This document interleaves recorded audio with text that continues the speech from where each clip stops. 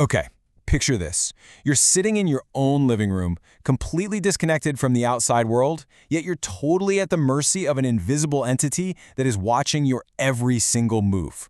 Welcome to This Explainer. Today, we're unraveling a real-life digital locked room mystery from 2021 that is absolutely going to change how you look at the device sitting right next to you.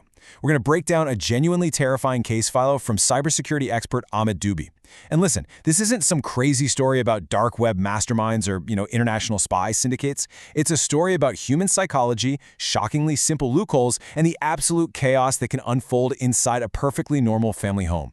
So get ready, because the call is quite literally coming from inside the house. So, back in February 2021, Amit Dubey received a really bizarre call from a deputy superintendent of police. The DSP described what sounded like a completely impossible scenario. There was this house near Delhi where anyone, literally anyone, who walked through the front door instantly had their smartphone hijacked. It didn't matter who they were or what mobile network they used.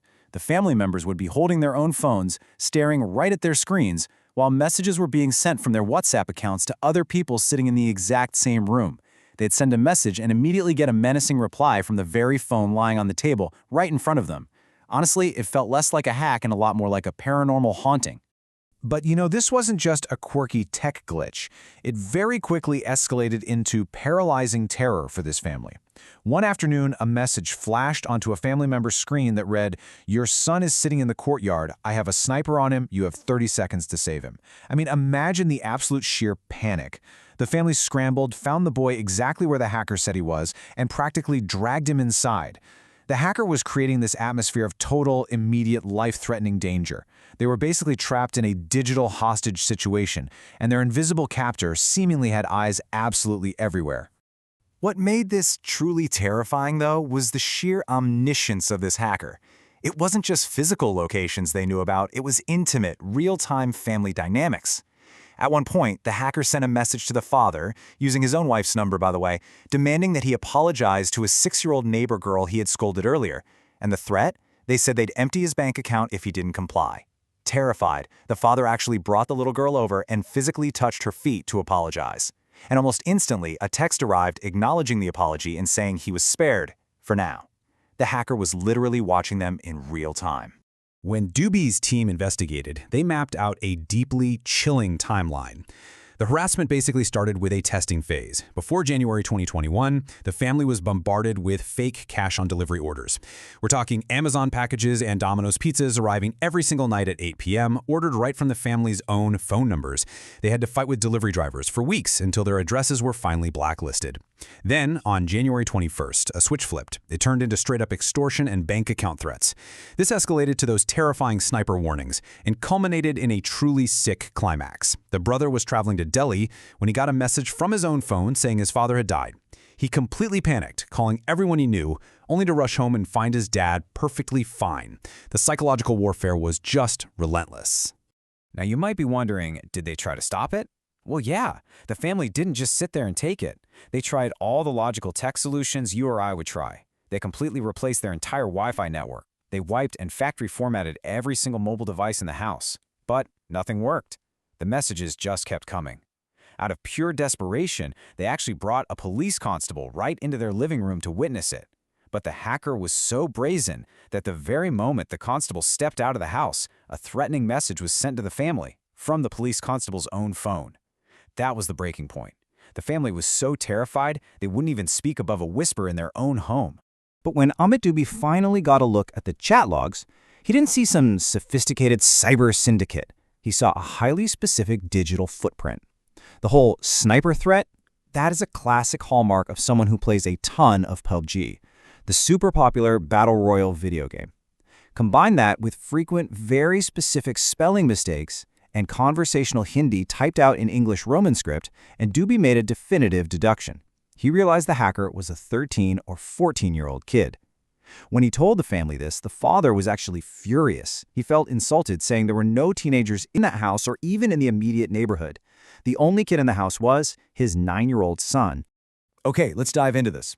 Dubey knew that if the hacker wasn't operating remotely, the answer had to be physically on the devices. By lining up all the family's phones side by side, his team looked for common denominators. WhatsApp? Check. Facebook? Check. But hiding right there in plain sight on every single device was an application called Parallel Space. This was it. This was the smoking gun. So what exactly is Parallel Space? Well, basically, it's an app that creates a secret hidden phone inside your actual phone. It builds a virtual environment where you can install a completely independent second instance of an app. So it's like having a second hidden WhatsApp that doesn't interact with your main one at all. And the craziest part? Nobody in the adult family knew what this app was or how it got on their phones, which meant someone had physically touched every single device in that house to install it. But here's the thing. Parallel Space all by itself wasn't enough to pull this off. It needed a catalyst, and that catalyst just happened to be a major tech update. In October 2020, literally just a few months before all this harassment started, WhatsApp released a beta update that supported multi-device functionality. So for the very first time, a single WhatsApp phone number could be simultaneously active on two completely different devices. This one specific update was the final piece of the puzzle the hacker needed to pull off their master plan. Here is the real aha moment, the brilliant digital sleight of hand. The hacker would take one device, let's say the mother's phone. They open up the hidden Parallel Space, launch a secret second WhatsApp, and link it to the father's phone number using that brand new multi-device feature. Now, the hacker can sit quietly in the corner with the mother's phone, type out a horrible threat, and it gets delivered to the family as if it's coming from the father's phone, which is sitting right there untouched on the coffee table. The family totally thinks their devices are possessed by ghosts, but really, the messages are just bouncing around the living room from hidden apps. Which, of course, brings us right back to our culprit. Doobie asked to see the 9-year-old son's phone, the one the kid used every day for online classes. And when he pulled up the YouTube search history, well, there it was. How to hack WhatsApp, how to hack a mobile phone, literally a dozen videos. Now, the father was super defensive at first. He argued that his son saw the whole family in distress and was simply trying to research ways to help them catch the hacker. A noble, if slightly misguided effort from a brave 9-year-old, right? Actually, scratch that. Cybersecurity leaves a permanent time-stamped trail. The father claimed the boy started doing this research after the terrifying messages began on January 21st. But when Doobie checked the actual download dates of those YouTube hacking tutorials, every single one was downloaded before January 21st, way before the family even knew they were being targeted. In this absolutely heartbreaking moment of realization, the father just went totally silent. The evil mastermind terrorizing the neighborhood, extorting the family, and tracking their every move was his own 9-year-old son. Okay, so we know the who, and we clearly know the what. But how? How on earth does a 9-year-old bypass all the security, the passwords, and the biometric locks of every adult in the house to install these apps and verify the phone numbers? Because, to link a WhatsApp account, you absolutely need a one-time password, an OTP, sent to the target phone. How did he get his hands on those codes? The answer to that is honestly the most sobering lesson of this entire explainer. The boy didn't need to crack any complex passwords at all. He simply used the lock screen loophole. All he had to do was wait for his dad or mom to put their phone down and look away for a second. He initiates the WhatsApp login on his hidden app, which fires off an OTP text to the parent's phone. And because almost all of us have our phones set to display message previews right on the lock screen, the boy just casually leaned over, read the 6-digit code lighting up the lock screen, and typed it in. Boom.